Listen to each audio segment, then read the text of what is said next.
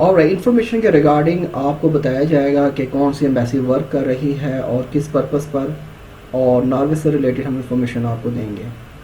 अस्सलाम वालेकुम फ्रेंड्स, मैं हूं mister J, travel and visa guide की तरफ से खुशामदीद। How are you? I hope you are fine.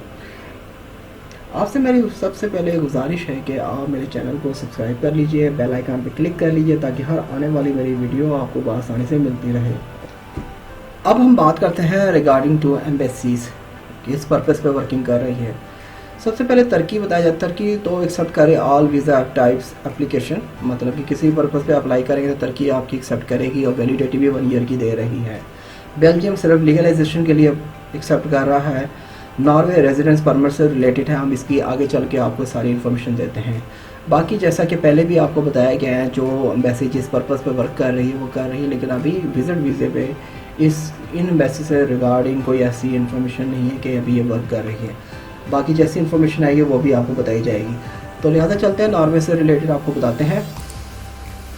Norway जो इस टाइम ओपन हुआ है वो किस पर्पज़ के लिए है, वो बेसिकली बताया जाता है रेजिडेंस परमिट के लिए। तो हम बात कर रहे थे रेजिडेंस परमिट के हवाले से, family emigration, work emigration, study और AU फेयर के लिहाज से। तो हम फैमिली एमिग्रेशन से रिलेटेड बात करते हैं, जो डॉक्यूमेंट्स रिक्वायर्ड है।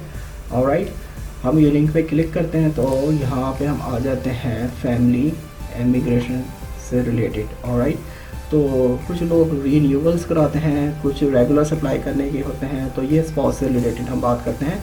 ये चेकलिस्ट हम इसकी हासिल करना चाहते हैं तो कैसे करें, इस पर क्लिक करें और पाकिस्तान से जब अप्लाई करेंगे तो Pakistan,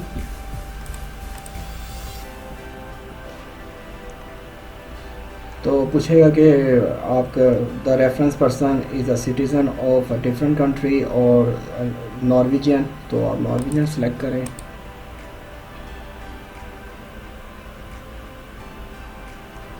does the reference person have a job?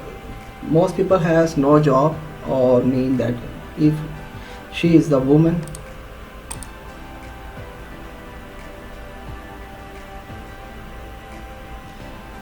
यहाँ पे पूछा जाता है कि did the reference person attend education.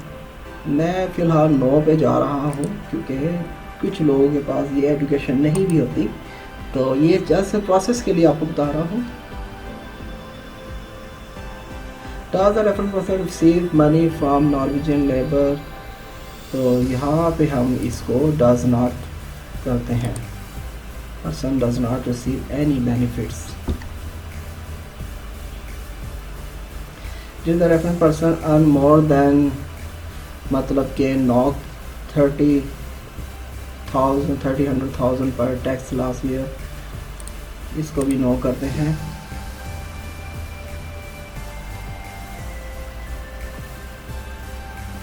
तो check list for family emigration with spouse. Alright, तो इसके लिहाज से आपको ये बताने का मकसद ये है कि जब आपको ये दिया जाता है फॉर्म, ऑलराइट, आपने इसके जितने भी आपने मार्कअप करना होता है उसको प्रिंट आउट करके, उसको फिलअप करके, उसको साथ लेके जाना होता है।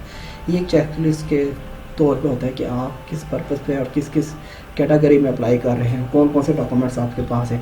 इसका जो प्रोसेस होता है 17 मंथ्स का होता है। ऑलराइट, तो ये बेसिकली आप 7 मंथ में भी पॉसिबिलिटी है कि कर सकते हैं।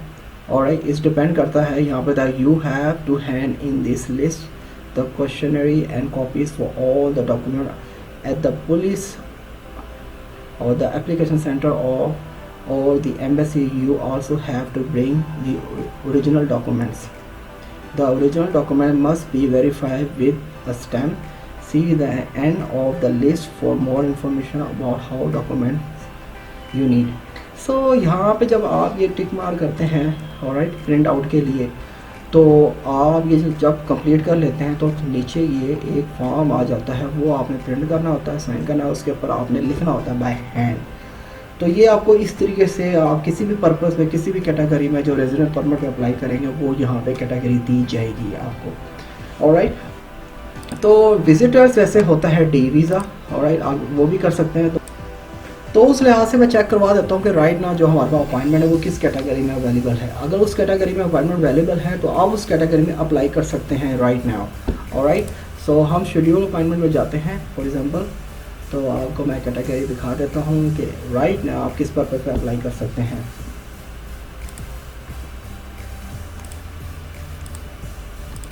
पाकिस्तान से अप्लाई कर रहे हैं, आपके पास 3 सिटीज़ आ रही हैं, इस्लामाबाद, कराची, लाहौर। फॉर एग्जाम्पल आप लाहौर में अप्लाई करते हैं तो लाहौर में हमारे पास ये कैटेगरी आ रही है, जैसे कि मैंने आपको शो करवाया था। इसमें बेसिकली विज़िट भी होता है, मैंने आपको जैसा बताया था कि विज़िट करने आ रहे फैमिली पे डी वीज़ा होता है। अब हम इसको चेक करते हैं कि विज़िट में हमें कोई अपॉइंटमेंट है कि नहीं, वो चेक कर लेते हैं। नो, विज़िट में हमें ऐसी कोई अपॉइंटमेंट नहीं दी जा रही। ऑलराइट, उन्होंने उसमें हमें कोई स्लॉट नहीं दी। तो अगर हम चेक करते हैं फैमिली इमिग्रेशन में क्या है, वो भी देख लेते हैं।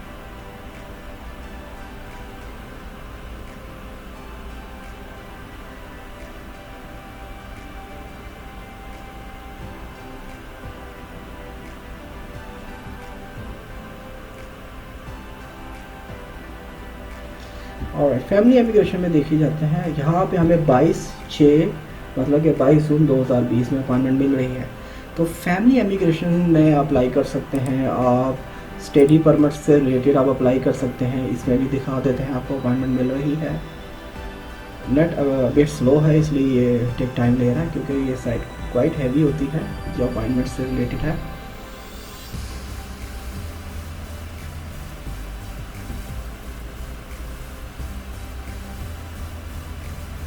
ऑलराइट, सो स्टडी परमिट्स में भी है और वर्क इमिग्रेशन भी आप अप्लाई कर सकते हैं। तो विज़िट अभी नहीं है, डी वीज़ा से जो मैंने आपको बताया था।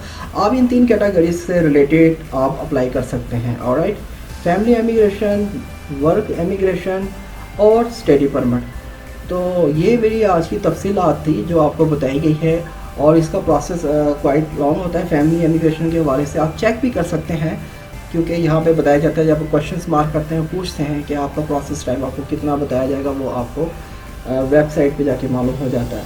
तो वो डॉक्यूमेंटेशन आपको कंप्लीट करने होते हैं। फॉर एग्जांपल जैसा कि मैंने आपको दिखाया है, यहाँ पे भी आपको चेकलिस्ट शो करवा देता हूँ कि डॉक्यूमेंट्स अगर फैमिली से रिलेटेड आपको चाहिए तो ये डॉक्यूमेंट्स होते हैं।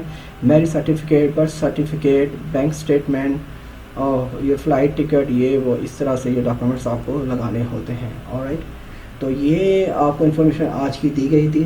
उम्मीद है कि आपको ये इन्फॉर्मेशन यूज़फुल होगी। तो मिलते हैं नेक्स्ट वीडियो में। Thank you for watching, good bye, अल्लाह हाफिज़।